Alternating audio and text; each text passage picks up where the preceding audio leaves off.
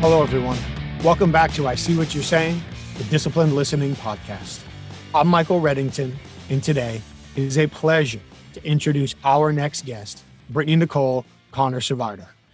Brittney has come to her profession through her own personal experience. I'll certainly let her share her story. You can find it here and in many other places. But her own personal journey of growth and discovery led to her dedication to the discipline of emotional intelligence. That discipline led to her starting her own organization, Catalyst for Change, and Emotional Intelligence Magazine, one of the sponsors of this podcast. Brittney travels as a keynote speaker. She puts on workshops and educational engagements for organizations. She's constantly developing new training programs to help people, I believe she says, liberate themselves from themselves and do that in a way that helps them understand how to connect with others so much better in order to strengthen their relationships and the outcomes of their endeavors. So I'm really, really excited to share Brittney's thoughts and perspectives with you today. Of course, we have to stop and thank our sponsors. A big thank you to HumanTel. Please head over to humantel.com if you are interested in furthering your observation skill set. If you've ever been interested in understanding what people are likely thinking or feeling at any given time, based on accurately evaluating what their facial expression and body language are telling you in the context of the situation, HumanTel has the industry-leading online training available. So please head over there. And if you do, enter the code INQUASIVE25, INQUASIVE, for 25% discount on all their training. We have Brittney with us today. Please check out Emotional Intelligence Magazine, ei-magazine.com. Check out their ever-growing content library, articles, videos, podcasts, events, training programs, ever-expanding great content over there for all of your emotional intelligence needs and curiosities. And of course, please, especially if you're a professional investigator, check out the International Association of Interviewers, certifiedinterviewer.com. That's where to go to find all the latest legal updates, news resources, content, videos, articles, events, everything IAI is putting on to make sure that professional interviewers have the tools and resources they need to further their education and conduct morally, legally, ethically successful interviews in any context. So please, we thank them for supporting us. Check them out. Now I present to you, Brittney-Nichole Connor-Savarda. Brittney, it is great to see you again. Thank you so much for taking the time to join us today. It's a pleasure, Michael. I'm really excited to be interrogated by you. I'm sorry, did I say interrogated? Interviewed by you. I appreciate that. I don't know that I've ever heard that before, but I appreciate it. Thank you very much. So you and I have met professionally. We've spoken at the same event together before, and you've had me on your show. Thank you very much. So it's a pleasure to have the roles reversed a little bit and be able to ask you some questions. So emotional intelligence is your passion. That's everything that you work on in many different facets with all of the different things that you do. So to the degree that you're comfortable sharing, just to start the conversation, what drew you to this career focus? In short, I am a recovering miserable person.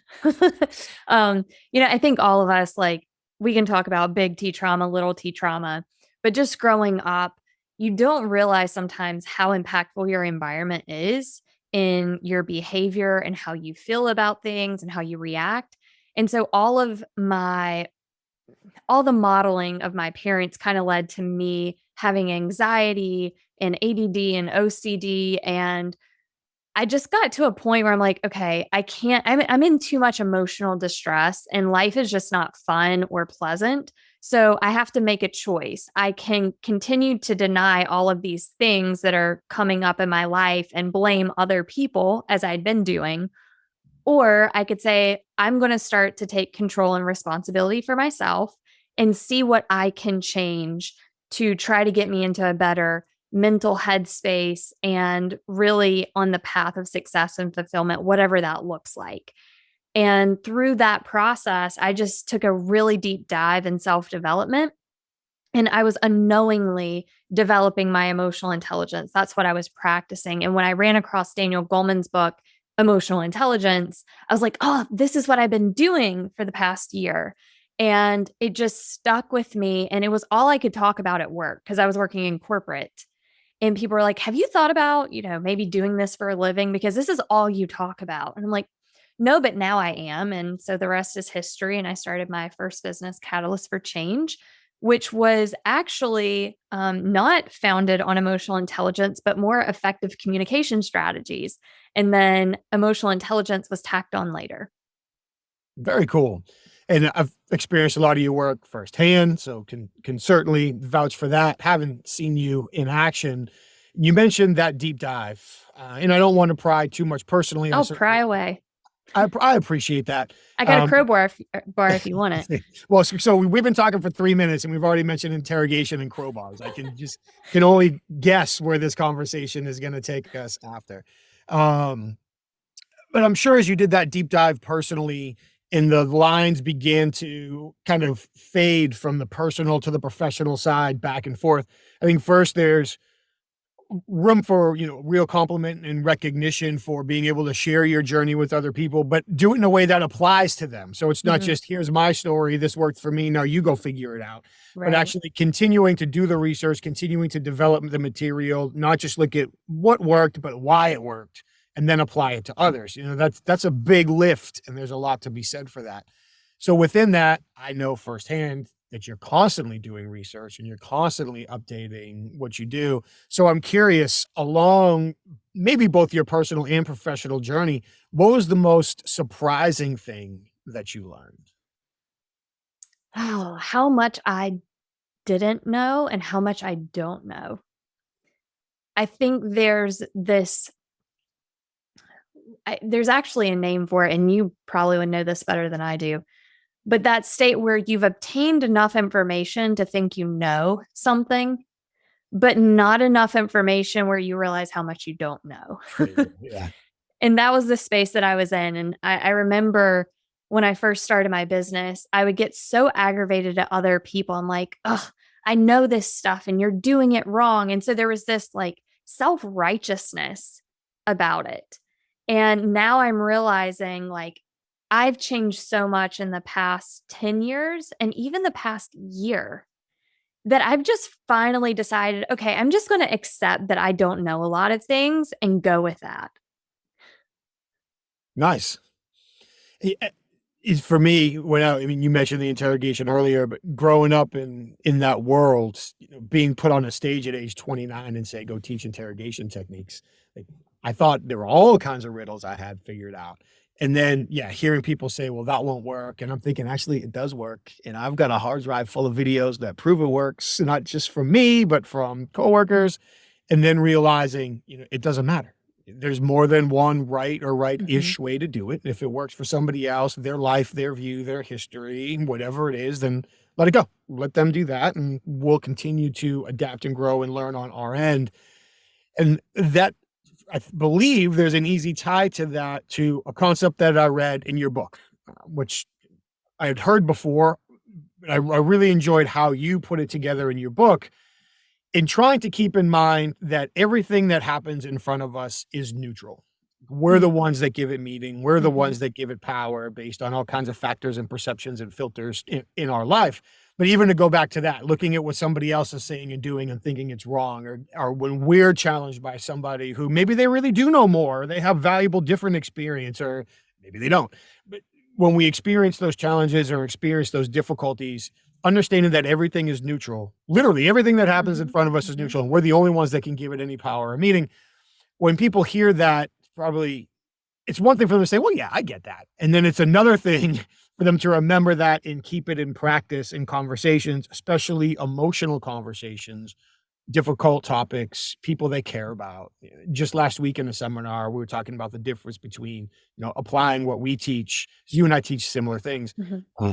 In business conversations, in personal conversations, for me in investigations. Like, honestly, applying it in investigations was the easiest.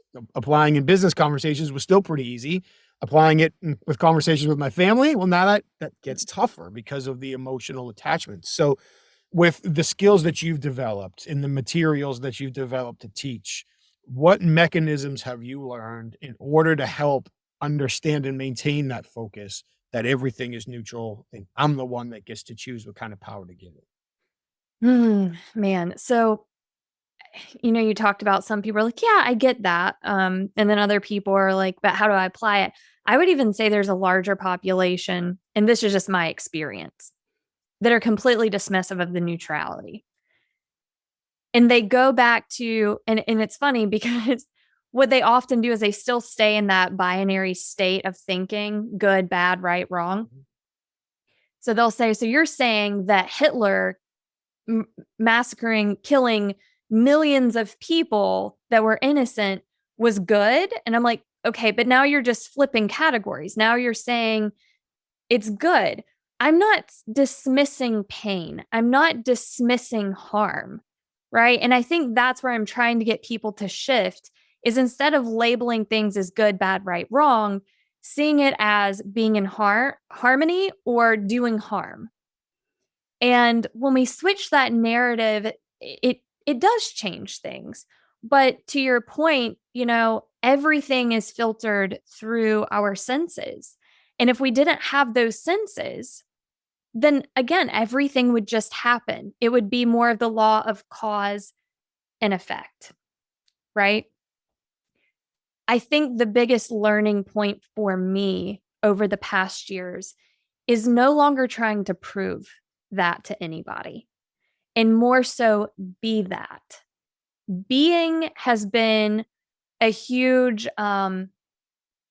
wake up call for me because, as you know, when the ego gets involved, even if someone agrees with us, if we are trying to convince, if we are trying to push our belief systems or ways of doing onto others, even if they agree, they may push back because nobody is going to tell us what to do. Nobody is going to control us.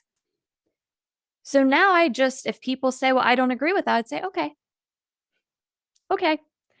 And then we talk about the consequences. So if you continue to go down this route that you're taking, that you feel like is the best approach, what are the potential outcomes? And then if we look at the other approach, what are those potential outcomes?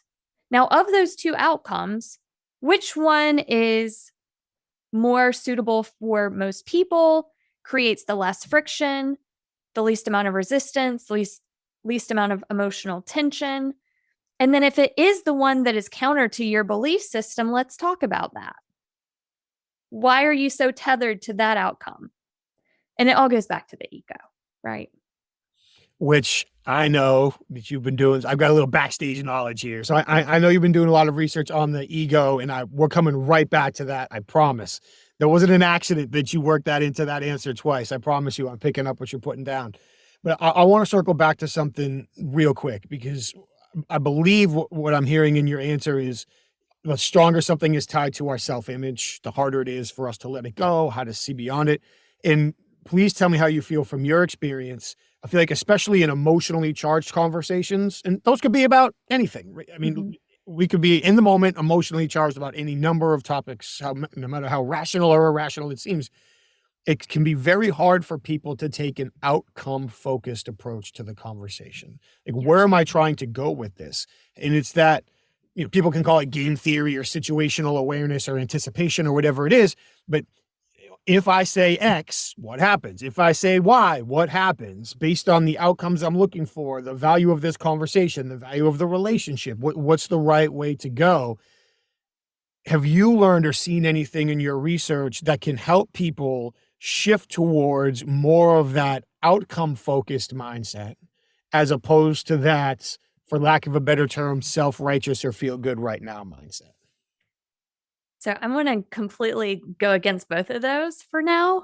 Yeah. And say, instead of being so outcome focused, because when we focus on the outcome, there is a bit of that. I don't know if self-righteousness is the right word, but we have an objective. And when we have that objective, we can become blindsided to other opportunities for discussion. So when we stop focusing on the outcome and we instead say, what are my needs in this conversation? Are my needs being led or driven by the ego or by what I call my authentic or true self? Okay. That is more content and it doesn't have the expectations. It's not conditional. And am I being accommodating to the other person's needs? Am I being receptive to their needs? What's changed for me over the past few months has been, instead of driving towards that outcome, being led by intention, being guided by intention, which forces me to check in with myself more frequently and be more receptive of the cues that other people are giving off. I have become hyper tuned to people's body language and emotional energy lately. And I'm not really sure why. I do a lot of meditation. I go in the woods a lot. I'm a, I guess, a new age hippie without being like the extreme woo woo. But intention, man, it's so powerful. And So you, intuition. Yeah. okay. So where is the marriage of ego and intention, or how do those align? That's good. That's a good question. So, what I'm seeing is that if our intention is rooted in any way in fear, then it's a very clear, it's clearly being driven by our ego. If it is rooted in compassion, understanding, love, then it's being guided by the authentic or true self. Now, how do we know whether it's the true self or the ego? Because the ego does a great job of convincing us that it is the authentic or true self, right? Well, the way that I look at it is, if we have any type of sense of control, like if we're trying to control the conversation, if we find ourselves trying to get someone to say or do something that we want, if we get upset with what the outcome is, if we are judging, if we are being critical, those are all signs that we're being guided by the ego. But the true self, again, it just is. It takes things moment by moment. It lives in the present. It's not attached to our identity or self image. It has no judgment. It just takes things at face value. And when there is some ambiguity there, it knows how to ask the right questions that aren't leading questions. So I want to make sure I'm following the right way, because there's a chance I didn't. I believe I understand the illustration you're making between the ego and the true self. And I believe that there are real powerful concepts there for us to go back and revisit about fear being a driver, judgment being an indicator. There's a lot to pack there. Where does, and if I missed this, I sincerely apologize. Where does the intention piece begin to interweave with that? Like, is that when we're looking at the intentions of what we're saying, or the intentions of how we are reacting? Is that part of like the indication process for you, or the evaluation process? So again, I am very intuitive these days. I don't really have a process. It's very messy for me. Okay. And I Fair like enough. playing in the space of mess. But what I primarily use as an indicator for me is, how am I feeling about it? And I talk Okay. a lot about energy. And again, not to get like woo woo, but if we're really living in the present moment, and you know this with the work that you do, you can pick up on these cues, and maybe it's micro expressions, but there's also something to be said about someone's presence. Mhm.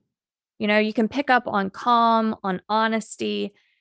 And if someone is talking to me and I just see like maybe the squinty eye, the cocked head, for me, that implies that they're making a judgment, right? In my opinion. Okay.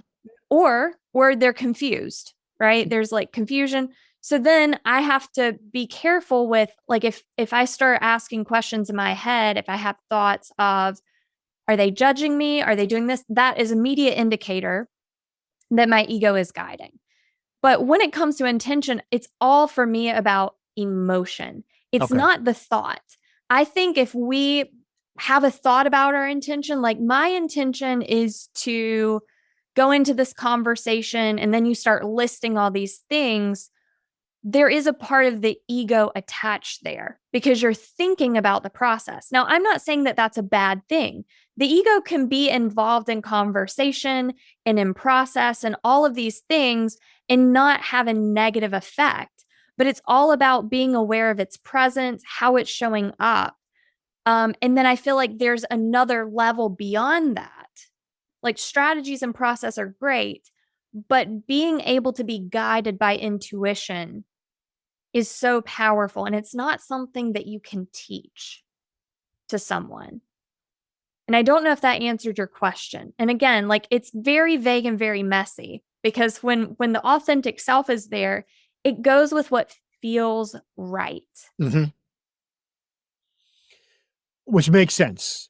And you're right. Intuition is something that is hard to teach. I'm very lucky that of all the things I get to do, I get to dabble in teaching martial arts. And not too long ago, I was asked to teach a class, and I thought that I would teach a series of moves that just come natural to me that I do frequently. And I'm not an expert by any means. It's just like, we all have things that make sense to us, our own habits, our own behavior patterns, or whatever. So I'm like, I'll go teach that. And I was literally driving into the academy and started breaking down how I was going to teach it and realized I don't think I can teach it. Like, I don't know how to verbalize that this is what I'm looking for. This is what I'm feeling. This is what I'm doing. This is what they do that causes me to do this. And it just sort of all happens. And until I can reverse engineer that and turn it into something that I can teach logically, step for step, put it into a behavior pattern, then I can't teach it. So I needed another plan. So I went to something else and I taught something else that night. So hearing you talk about the value of following intuition, yes, the difficulty of putting it on paper or putting it into a system.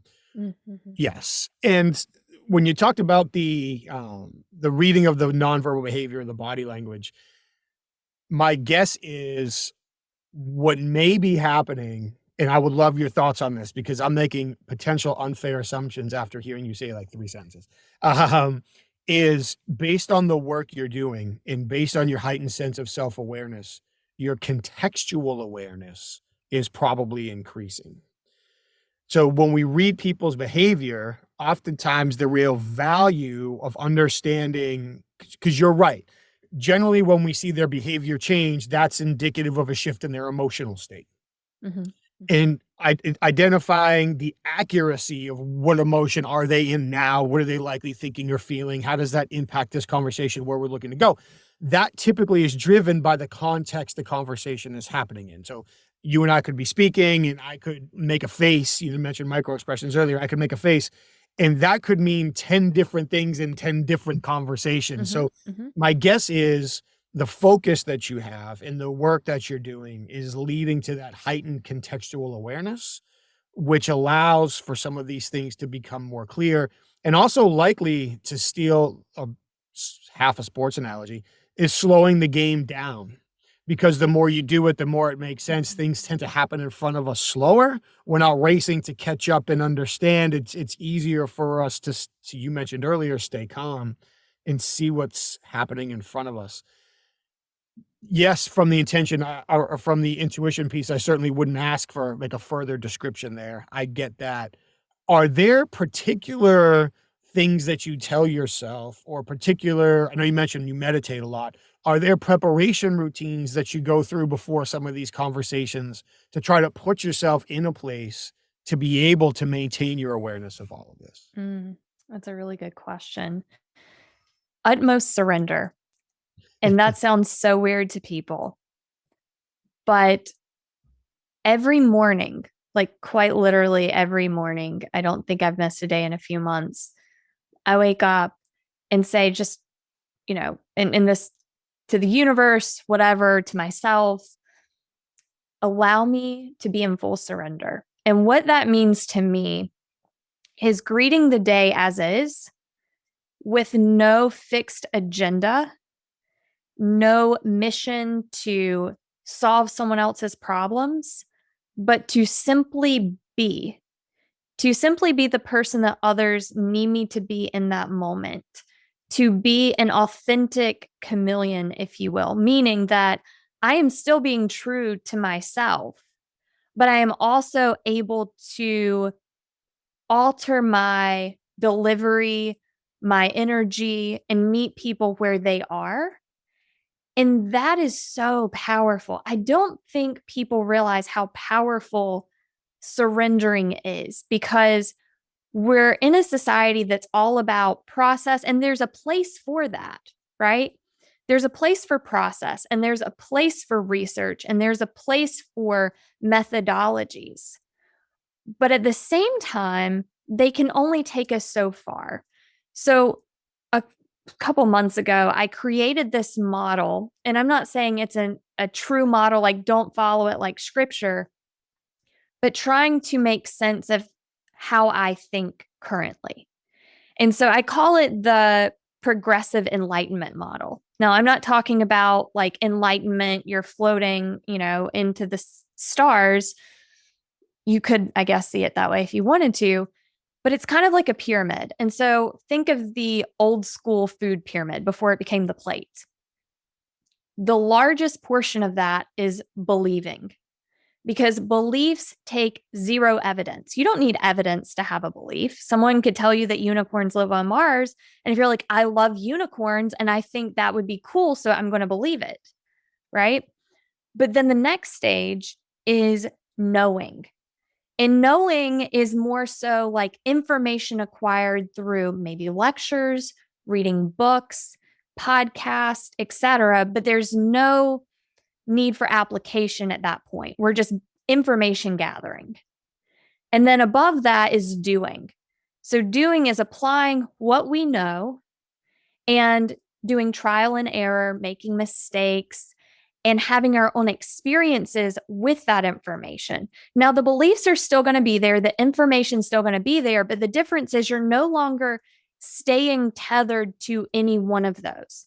Because if you stay tethered to beliefs and you're so like sucked into that, then if you gain information and insight that are counter to those beliefs, then you're never going to develop that knowledge, that new information. Same with doing. If you know something and then you put it into action and then you come up with different results and you're stuck on knowing, then you're going to dismiss that experience. Most successful people are in the doing space, right? Some people graduate to the information, the knowing space, but most of your wealthy, successful business owners, leaders, entrepreneurs are in the doing space. But there's one level above that that is not very talked about. It's the very tiny little top of the pyramid, and that is the space of being. It's where you have this understanding, you've applied all these things, you've done the grunt work, but then you've taken all of that massive knowledge, insight, information, and you've converted that into wisdom. And that's where I believe intuition comes into play. We have this inner knowing that is guiding us, and we realize that doing more is counterproductive in this space.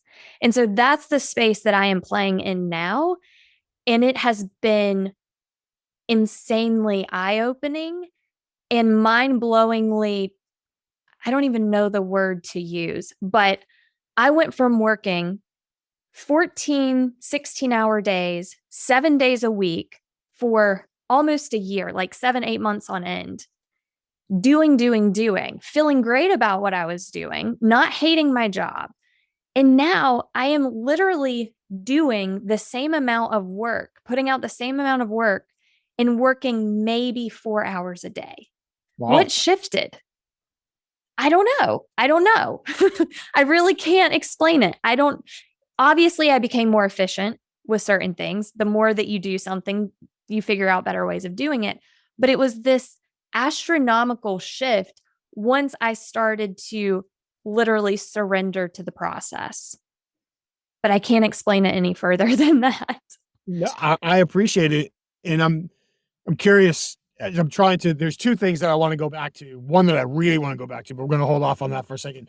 When we talk about developing the intuition, and I think about going up the pyramid, that you talked about, there's how much of our intuition do you think is based on experience? I think, to draw a parallel, now I keep saying I think, which is one of my own pet peeves, so I'm super guilty, and it's being recorded. How about that? But experience doesn't necessarily equate to years. So like I've told the story before. A long time ago, I was part of an interview process where there were two final candidates, and the VP in charge said he wanted that they were both essentially equal. They could both do the job. And if they weren't interviewed at the same time, he would take either one. But because they were interviewed at the same time, he wanted the person with 10 years experience, not the person with 2 years experience. And he was very displeased with my follow-up question when I asked him why would he choose the person that it took to be 10 years to get this good as opposed to the person that it took 2 years to get this good. That was the end of the argument. I lost. He hired the guy with the 10 years experience. It is what it is.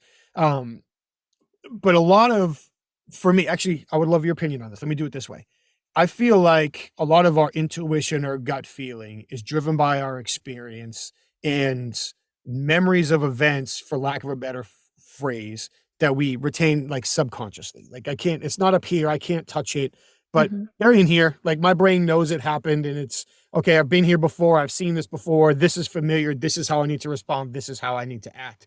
So I'm curious if you feel like all of the experience that you have collected over the last, not just through your personal journey, but especially over the last several years in your very focused professional journey, how much of that do you think maybe led you to a tipping point where this intuition you feel like can start taking over and guiding so much more of what you do? That's a really good question that I don't know if I have a solid answer to. I do believe that experience definitely gives you insight and programs you to be more aware and vigilant of things, which leads to that gut reaction. I also think that there's a part of this that isn't commonly talked about because it is seen as kind of woo-woo, but there's this greater knowledge that I believe we all have access to. Because when you think about the information out there, like every source of information, it came from within someone. That is insight, right? It's not outsight, it's insight. And we're so used to collecting the information of others' insights and regurgitating that and understanding it at an intellectual level that we're not taking a lot of time to develop our own insights from just simply being still enough to listen to ourselves and to reflect and to think about things and to analyze. I think there's a lot to say about just being still and present and all the things that we're missing out on in life. So I think it's a combination of experience and information and being present. I think presence has a huge role in intuition. I would agree. And I think that I'm tying things together that may or may not tie together perfectly. This is your expertise, not mine. But that goes back to the acceptance of neutrality. If I can accept everything as neutral, it's easier to just stay present and not get all wound up about one thing or another that takes me away from here, lost in my internal monologue, flaring my own emotions, looking for confirmation and all those other things that are talked about so frequently. You're taking me further away from the question I wanted to ask, but we'll get back to it.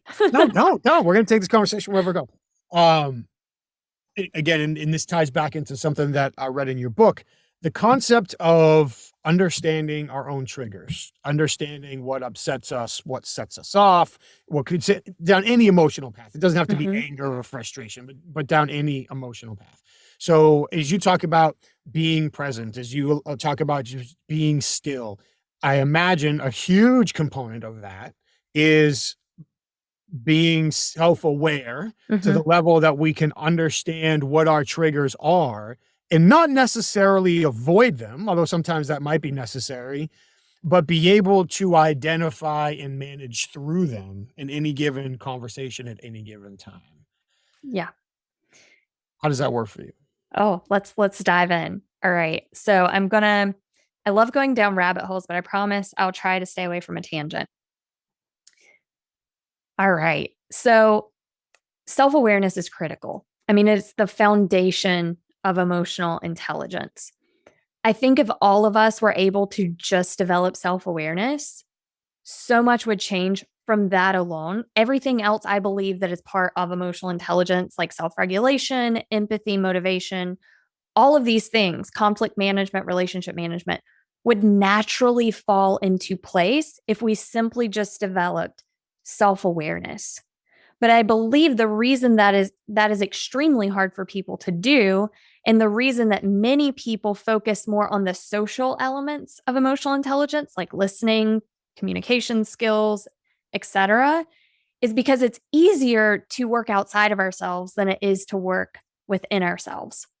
So the question that I've been asking lately is, how do I help people see those parts of themselves that have experienced trauma, that do create that defensiveness, bolster the ego, so to speak?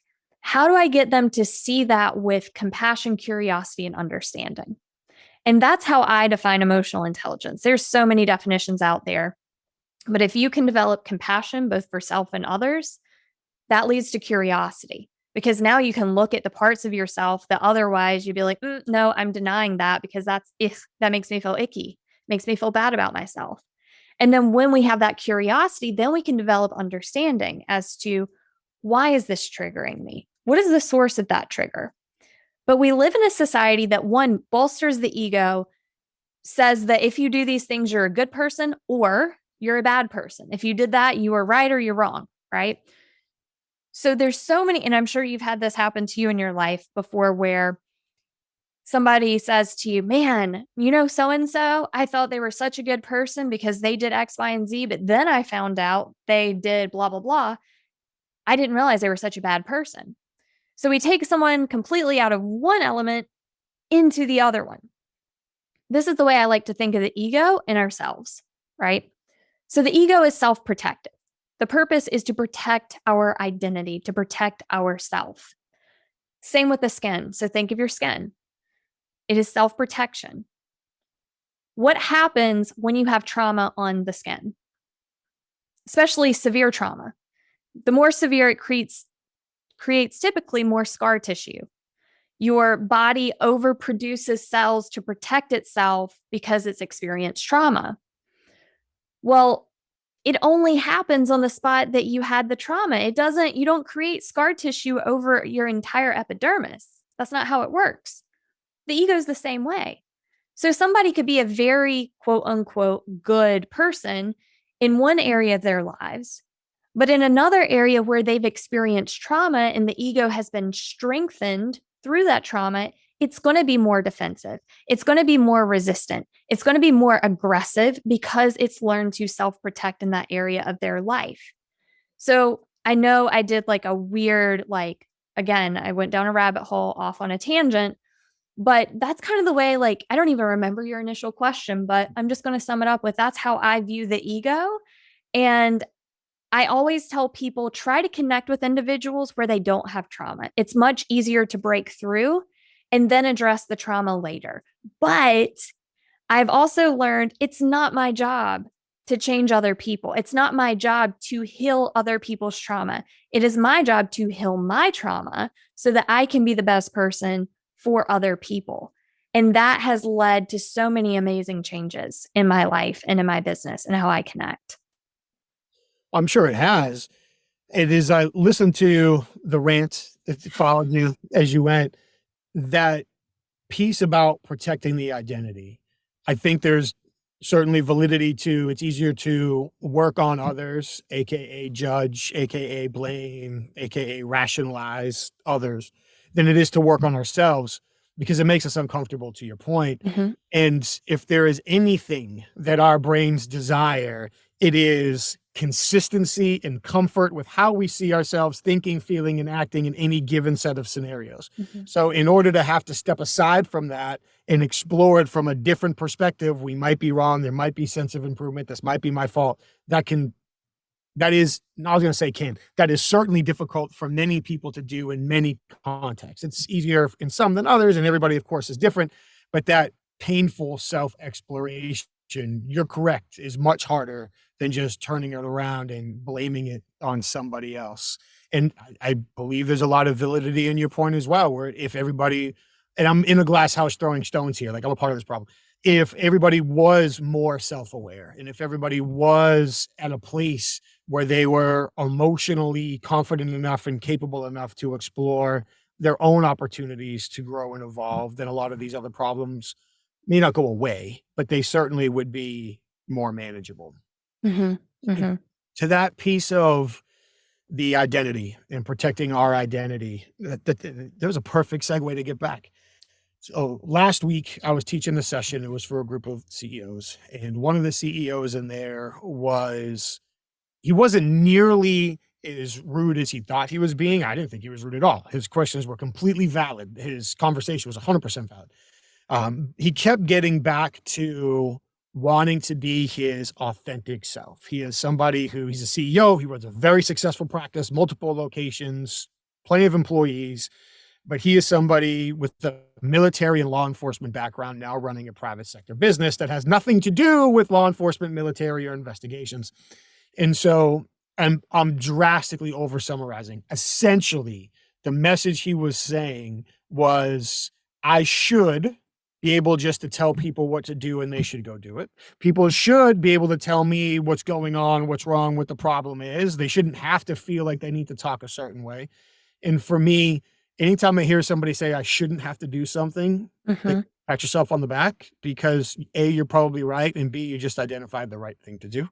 And anytime you say they should, well, what are we doing that's causing them to feel like they can't? So there's a deeper conversation there. He kept going back to the concept of being his authentic self. Like, he felt like in order for him to adapt how he communicates with his employees and with his customers, that he wasn't being true to himself. And the conversation that transpired really amongst the group after that was he looking at this as adapting who he is, or was he looking at this as a clean break from who he is and having to be something entirely different? And from my biased perspective, it's just an adaptation. You are who you are, and you can be your authentic self while you're adapting to meet the needs of others. But people would disagree with that. And some people will say, no, this is my authentic self. And to be true to me, this is how I always need to be. And a few minutes ago, you mentioned the concept of the authentic chameleon. And that piques my attention because I'm making, again, some assumptions here. I feel like that kind of ties in with that thought that being true to ourselves doesn't have to be a rigid framework, that we can be true to who we are, what we believe, our values, our ethics, whatever, but be able to meet people where they need to be met, communicate in a way that they need to be communicated to, not in every single conversation, but Mhm. certainly in the more valuable or high impact conversations. So that's a very rant-ish on my behalf way to get back to asking you, how can people be that authentic chameleon to help meet others where they need to be while remaining true to themselves? Be nobody. Thank you, Mr. Miyagi. But in all honesty, like, that is what I've learned. So many people talk about authentic self, true self, but they're still speaking from the ego. They're trying to define who their authentic self is by attaching more labels. Like, oh, well, my authentic self is understanding and this and that. You don't need to label it. You just need to be it. If you have to define who your authentic self is, now, like I said, there's a place for everything. Sometimes it starts with that, maybe. But what I've learned is you don't need that. You don't need to define who your authentic self is. And I've also seen the authentic self used to justify wrongdoings. Like, I'm a type A person. So I like things done this way and I want information delivered to me this way. And this is just who I am. This is my authentic self. Where they say something that's kind of nasty and they're like, well, I'm just being true to myself. No, no, no. You are using that to justify your ego's lack of self control and regulation. The true self in all of us has no attachment to, and this is my perception, right? This isn't law or facts. What I feel to be true is that our authentic self doesn't need definitions, doesn't need labels, doesn't need a playbook. Because again, it just is. It greets and meets the day as it is and is very in touch and in tune with how it is perceiving reality, how it is filtering reality and engaging with other people within the reality, and constantly checking in to say, I just got triggered, or I just had this thought. Where is that coming from? And analyzing it without judgment. That's what I define as an authentic and true self, right? But when it comes to the shoulds and woulds and, then I feel like we're getting back into the indoctrinations and the scripts of how life should play out based on egocentric systems. Yeah, and those expectations that we take into any interaction and then Yes. filter all of our observations through and start making judgments based on. Yeah. Agreed. And there was something that you said there that I wanted to tie back to. Well, congratulations on me. So actually, you just said something that I want to expand on. You're talking about expectations. I think that's another sign of the ego. This is hard for people to hear and hard to understand. And if you would have told this to me 6 months ago, I would have said you're crazy. But when I go into, some people say, well, what do you want to do in 5 years? What do you want your business look in 5 years? A few months ago, I would have gave you a full plan. Here's where I want to be in 5 years. Here's the number of speeches I want to give, et cetera, et cetera. I don't have a 5-year plan. I don't have a 1-week plan. Now, does that mean that I'm going to throw everything away? Like, I know I have podcasts to release. I know I have articles to write. I realize that. But in terms of expectations and what I'm expecting, I no longer have expectations. I set standards for myself based on service. But to me, it's how can I best serve today? Period. End of sentence. I like that. And it gets back to staying consistent with your concept of just being in the moment. Could be following your intuition or just being available to everything that's happening around you. And for me, selfishly, for me, it gets back to that contextual awareness. How's it all working together in the context around us? So I think that ties into, I assume it ties into a concept that I saw in your book as well that piqued my curiosity in a positive way, I promise. And that's when you talk about the concept of questioning authority.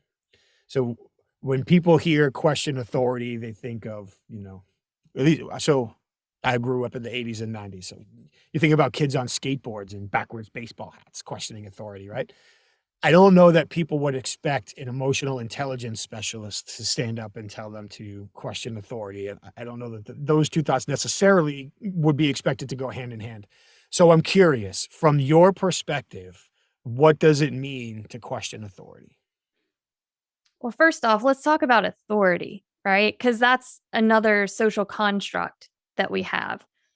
Authority in my book is someone who is typically older, has a lot more quote unquote years of experience, and is in a position of hierarchy, of leadership, right? But at the end of the day, we're all human beings. We all make mistakes. We all have blind spots. And if I see something that is wrong, or if I have a question about something, I don't feel like I need to go up the chain of command. And I definitely don't feel like that person is above being questioned. I I was going to say wrong is wrong, but then I would be getting into my binary categories. But is this the most effective way of doing something? Is this causing harm to other people? Have you thought about these things? To me, those are all valid questions. And if someone is telling me you can't do that, to me, that is one, the ego. And there's almost like a suppression there, right? Like you're suppressing curiosity, you're suppressing creativity, you're suppressing engagement.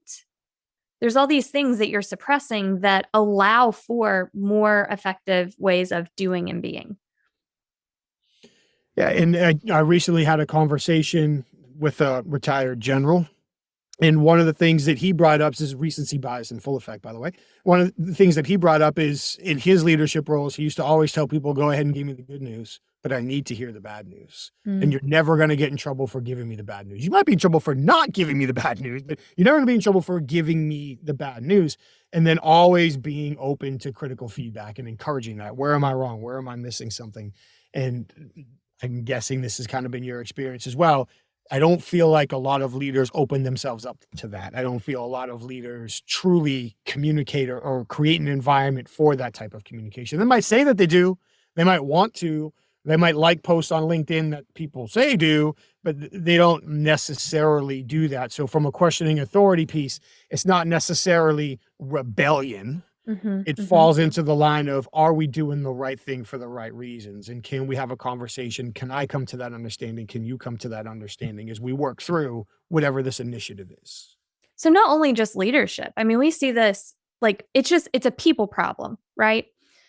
It's funny when I talk about emotional intelligence with people from various industries, they're like, oh, yeah, that's such a healthcare issue, or that's such a construction issue, or that's such a, it's like, no. It's a people problem. Doesn't matter if you are a construction worker, a surgeon, in government, religion, it does not matter. It is a people problem. And until we see that as a universal issue, then we're always going to try to point the finger at this system, this tool, this industry, this blah, blah, blah, blah, blah. Again, back to labels all over again. Right. And we see this showing up in cancel culture today.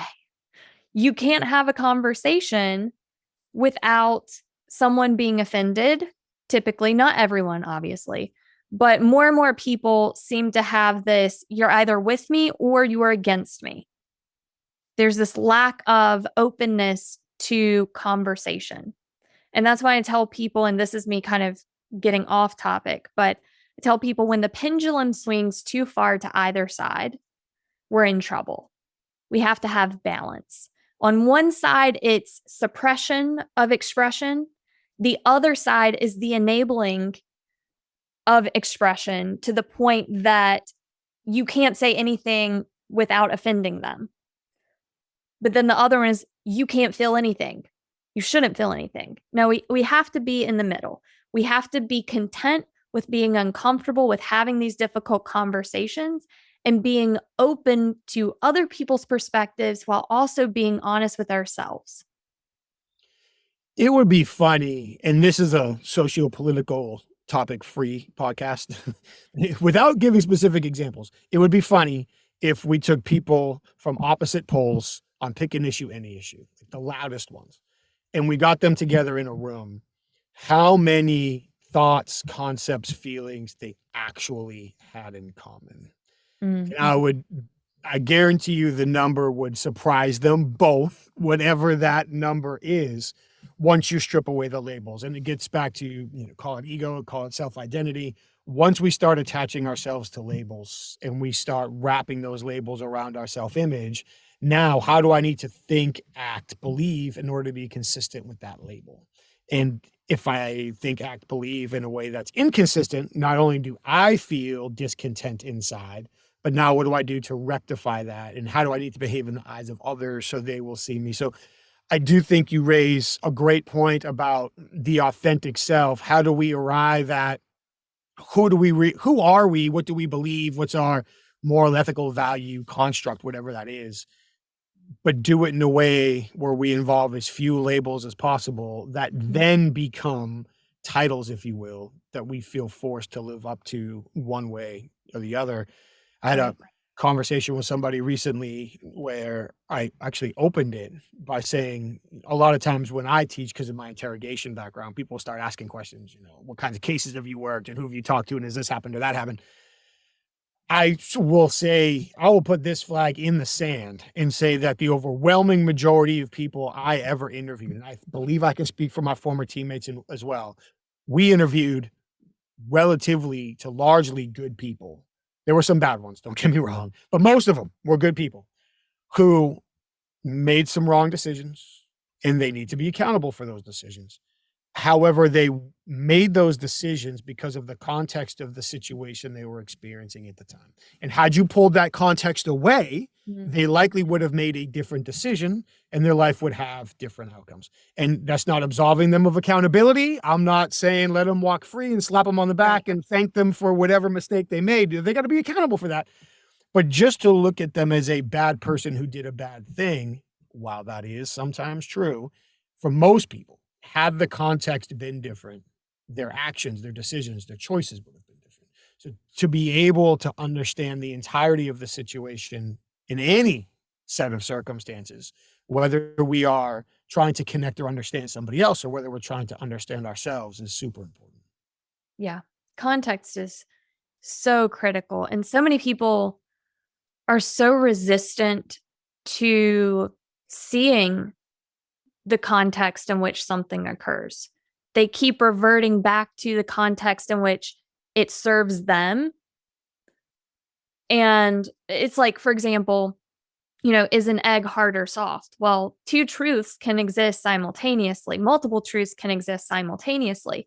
It depends on what part of the egg you're talking about, right? But some people are like, no, it is hard. It's very clear to tell that the egg is hard. And the other person's like, no, it's soft. It's like, okay, we have to be able to open our minds. And like you said, going back to attachment to identity, the more that we attach things to our identity, the less open we are to other perspectives, AKA the context, and being accepting of that context. All ego driven. The the moment in any conversation we start to feel uncomfortable is often the moment where it's most important to start listening. Mm. But yeah, it's the moment that we want to shut down the most. Can I share a story? Please. So, this happened recently. I was spending time with someone who, I mean, the we're so much alike, right? But I'm in a different stage now. Like, I see more of my less self-aware self. That's not saying that I'm not trying to say that that means they're bad or they're wrong, whatever. It's just I'm now here, but I can totally see myself in them 100%. And everything that came out of their mouth, for the most part, like 80%, was so hypercritical and negative of other people. They would call people idiots, dumbass, all these things because these people weren't living their life as they felt that it should be lived, right? Or they're doing things that they don't agree with. And before, I would argue with them. I would try to prove the case of the other person and say, "Well, have you thought about this?" Or, "Well, I don't agree with that." I would always try to pitch my perception to try to get them to see a grander perspective. It never worked. It always turned into a back and forth argument. So this time, when I was with this individual, I just said, "You know what? I'm not going to say anything. I'm not going to say anything." But on top of not saying anything, because very well that while you don't say anything, your body language speaks loud and clear. So I set my intention to just be there, hold that compassion for them, and realize that clearly there's some judgment going on within themselves to be so hypercritical of others. And I knew that. Well, I don't know that. I think I know that because, again, I see that in myself. So I looked at this person and I tried to just not to pretend to love them or show compassion, but really embody it. And I just looked at them and I made complete eye contact. And I acknowledged them. So there was some head nods, but there was never a yes or I agree or I disagree, nothing. And what happened was it seemed that they were becoming a little uncomfortable with making eye contact with me. It seemed to me that there was some inner dialogue going on, maybe some self-reflection happening because there would be little pauses in between what they were saying. And then the intensity of their criticism started to lessen. And then it abruptly ended and they finished with, well, anyways. And then they started talking about something completely different. And I can only imagine, again, from my perspective, my own situations I'm imposing. that they were asking themselves, because we always feed off of people, right? It's like, how are they perceiving me? And when people are a complete blank slate, all they have is a mirror. And so silence is powerful, non-critical silence. Yes. Yeah. That non-critical piece is Yeah. super important. Yeah. And I'm making some assumptions here for the record. I also believe that when people aren't expecting silence and they get it, they're looking for cues as to what the silence represents. So they're Yes. becoming more hyper in tune to your nonverbal communication because they're trying to figure out why you're being quiet. Exactly. And then to your point, if they're not getting the reactions that they desire, at some point they've got to take some kind of change of course there. Yeah. But it was fascinating. It was a fun experiment. And it's like, oh, wow. Like, this was very effective. It saved me from an argument. It saved them from their ego feeling like it needed to buck back. And the conversation changed. To nerd out for half a second, what you're describing with trying to pitch your perspective to change them, I'm gonna have to look this up. So if this is wrong in the notes, I'll put that this is wrong, I promise. I believe that falls under social judgment theory, if I'm recalling the correct communication theory, where often if somebody has an idea, a feeling, a belief system, the closer that is tied to their self-image, then even logical, factual information that is presented to them that the presenter is hoping to dissuade them with actually has a boomerang effect and pushes them further back into the belief system that they are. I don't know the term for it. Maybe you're right. But what you're saying is spot on. Yeah.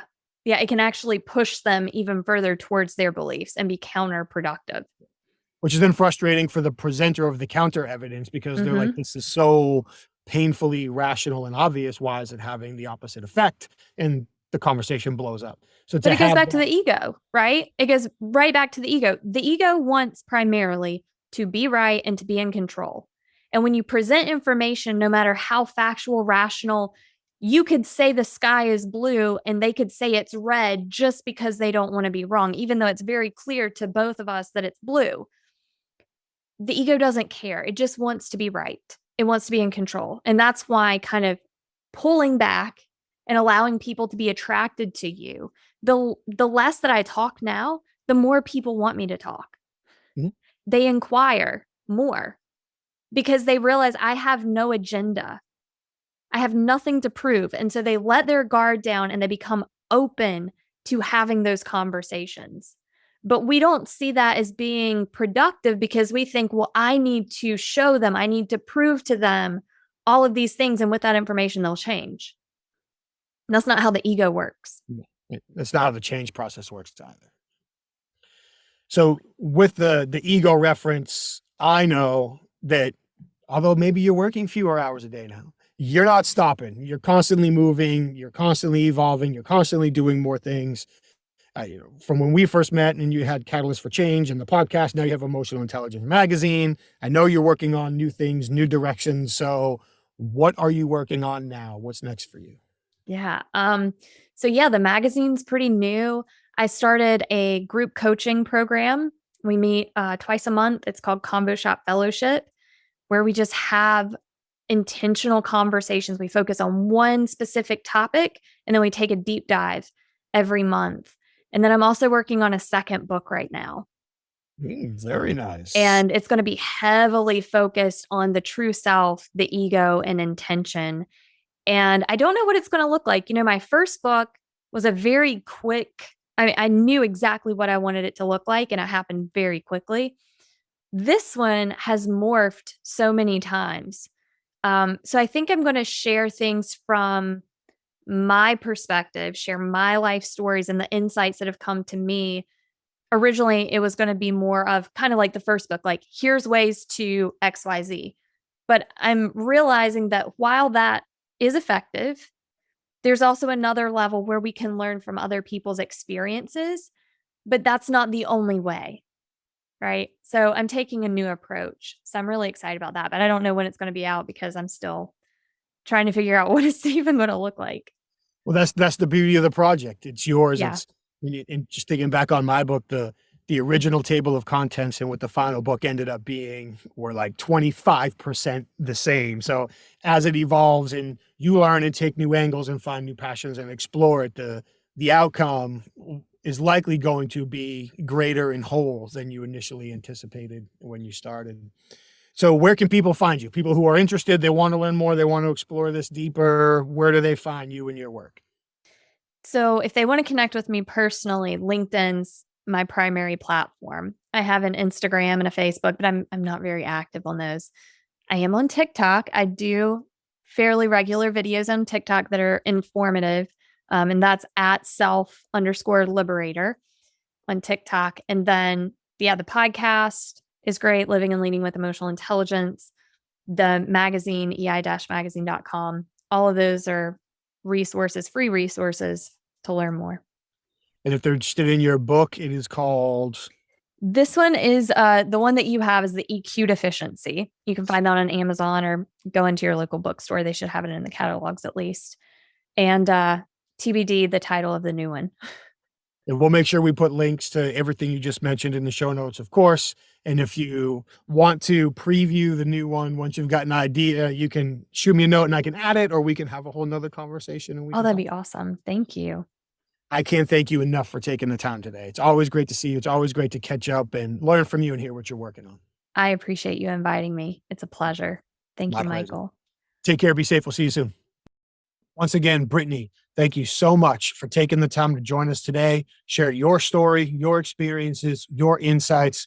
For all the listeners and viewers, I hope you all have takeaways from that conversation in order to help evolve and adapt how we connect with other people, how we can add value to the conversations, understand where they're coming from, and really achieve outcomes in our conversations that may never have been possible before. So Brittney, thank you very much. And of course, thanks to our sponsors. Let's start with Brittney and Emotional Intelligence Magazine. Please check out ei-magazine.com for all of your most up-to-date emotional intelligence resources.